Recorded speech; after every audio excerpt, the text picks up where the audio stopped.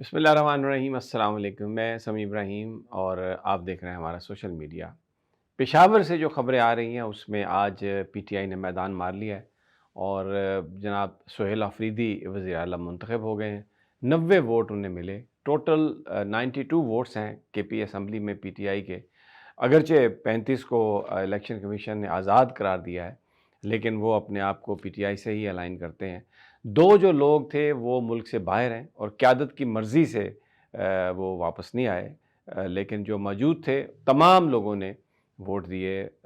سہیل آفریدی کو، اور وہ جو پریڈکشنز تھیں رانا ثناء اللہ صاحب کی، شیر افضل مروت صاحب کی، اور بہت سارے جو سیاسی مبصرین اور سیاستدان یہ کہہ رہے تھے کہ ٹوٹ جائے، 20 ارکان صرف چاہیے اپوزیشن کو اور ان کو مل جائیں گے اور سہیل آفریدی وزیر اعلیٰ نہیں بن سکیں گے، الیکشن نہیں جیت سکیں گے، وہ مرحلہ آج پورا ہوا اور وہ ساری جو پیشین گوئیاں تھیں وہ غلط ثابت ہوئیں۔ بہت جوش و خروش تھا اسمبلی میں، اور ایسا لگ رہا تھا جیسے 8 فروری کے الیکشن کے بعد آج پہلا دن ہے۔ جو 19 مہینے وزارت اعلیٰ تھے علی امین گنڈا پور صاحب کی، اس میں بہت سارے ورکرز بھی نالاں تھے، بہت ساری شکایات بھی تھیں، پارٹی کے اندر گروپ بندی بھی تھی، لیکن آج وہاں پر کوئی گروپ بندی نہیں تھی۔ علی امین جب آئے تو ان کا بھی بڑا استقبال کیا گیا۔ انہوں نے اپنی تقریر میں کہا کہ مجھے جو وزارت اعلیٰ دی تھی پارٹی قیادت نے، اور جیسے ہی انہوں نے کہا میں نے اس کو واپس کر دیا، اور اس بات کی پھر سہیل آفریدی نے بھی اپنی تقریر میں ان کی تعریف کی اور کہا کہ انہوں نے یہ ثابت کیا کہ وہ پارٹی کے ساتھ مخلص اور لائل ہیں، اور پی ٹی آئی جو ہے وہ ایک ایسی جماعت ہے کہ جس کے اندر جو لوگ ہیں ان کی اکثریت وفادار لوگوں کی ہے۔ سہیل آفریدی نے اپنی جو تقریر کی اس میں انہوں نے اسٹیبلشمنٹ کو پیغام دیا، خیر سگالی کا پیغام دیا۔ اسپیکر صاحب نے بھی یہ کہا کہ میں یہ کہتا ہوں اداروں سے کہ ہمیں آپ سے بہت محبت ہے اور آپ ہمارے ادارے ہیں، ہمارے بچے ان میں کام کرتے ہیں، تو آپ آئیے ہم سے ملیں، بات کریں اور مل کر چیزوں کو لے کے آگے چلیں۔ تو سہیل آفریدی بڑی کلیئرٹی کے ساتھ انہوں نے یہ بات کہی کہ وہ ان کا جو اس وقت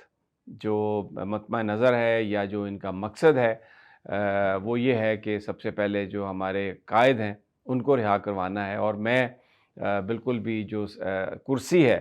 کوئی مجھے اس کی پرواہ نہیں ہے، میں احتجاجی سیاست کا چیمپئن ہوں، اور اس وقت انہوں نے کرسی کو ٹھوکر بھی ماری۔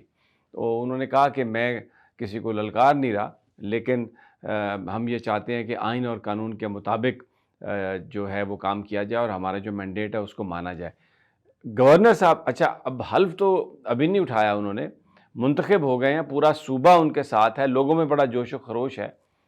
قبائلی علاقے خاص طور پر جو ضم ہوئے اس میں کے پی کے میں، کیونکہ سہیل آفریدی کا تعلق بھی ضلع خیبر سے ہے جو قبائل تھے پہلے، تو بڑا ایک انرجی ہے ان میں۔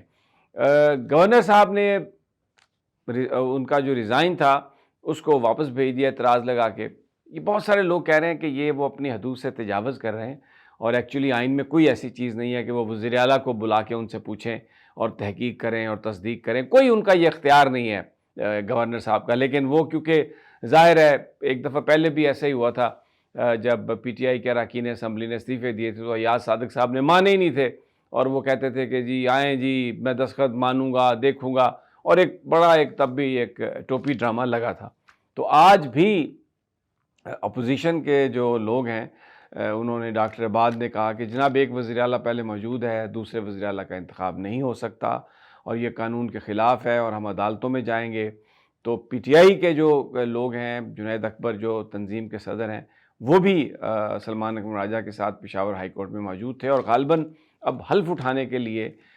کیونکہ گورنر صاحب تو ابھی ان کا حلف نہیں لیں گے، تو وہ جائیں گے عدالت میں پی ٹی آئی والے، اور پشاور ہائی کورٹ سے کہیں گے کہ کسی کو پابند کریں، تو ہو سکتا ہے وہ اسپیکر کو پابند کریں کہ وہ حلف اٹھائیں، لے لیں ان سے، سہیل آفریدی صاحب سے۔ لیکن ایک بات اب طے ہے کہ ماضی میں جو پی ٹی آئی کی تنظیم تھی اس کا نقطہ نظر اہم معاملات پر کچھ اور تھا، اور پی ٹی آئی کی حکومت جو تھی جس کو علی امین گنڈا پور لیڈ کر رہے تھے ان کا مطمع نظر کچھ اور تھا۔ لیکن اب سہیل خان جو وزیر اعلیٰ ہیں، سہیل آفریدی، اور جو پی ٹی آئی کی تنظیم ہے صوبائی، وہ ایک پیج پر ہے، ہر چیز پہ ایک پیج پر ہے، اور اگر یہ پازیٹیو انرجی جو ہے اگر صحیح طریقے سے استعمال ہو تو ملک کے لیے بہت فائدہ ہے۔ جو دہشت گردی ہے یا جو دوسرے مسائل ہیں وفاق اور اگر صوبہ مل کر اس حوالے سے کام کریں تو ایک بہت اچھا یہ شروعات ہو سکتی ہیں. لیکن اس کے لیے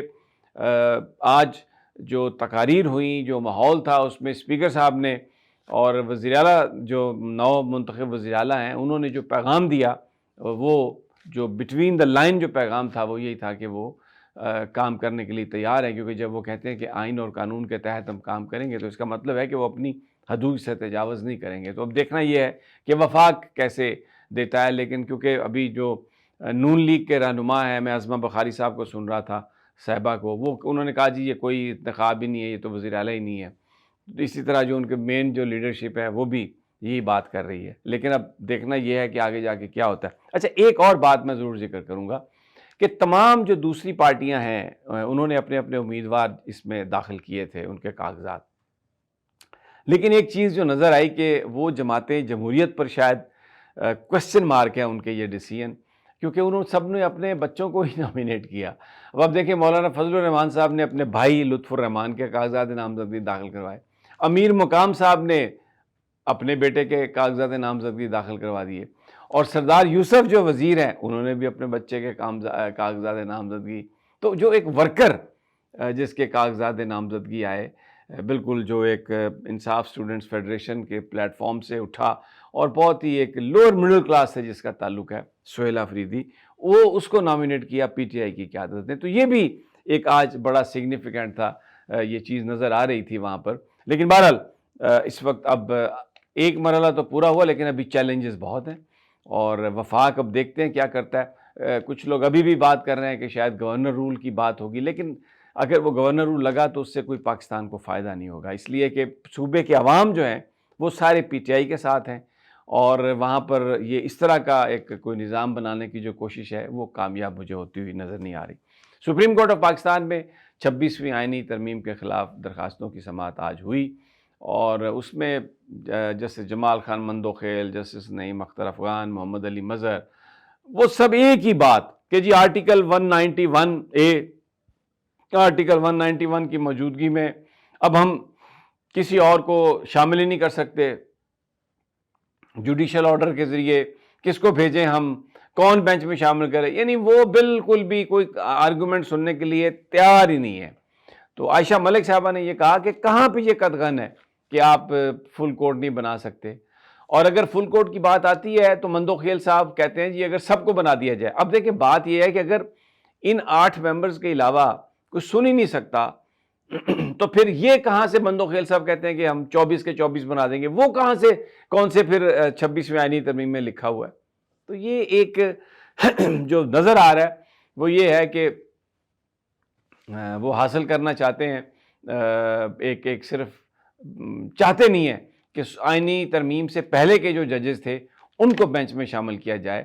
کیونکہ وہاں پر ان کو ایسا لگتا ہے کہ شاید فیصلہ ایسا آئے جو اس آئینی بینچ کو ختم کر دے، جو 26ویں آئینی ترمیم کو ختم کر دے، کیونکہ بنیادی طور پر یہ 26ویں آئینی ترمیم چیلنج ہوئی ہے. بہرحال لیٹ سی واٹ ہیپنس. دوسری جانب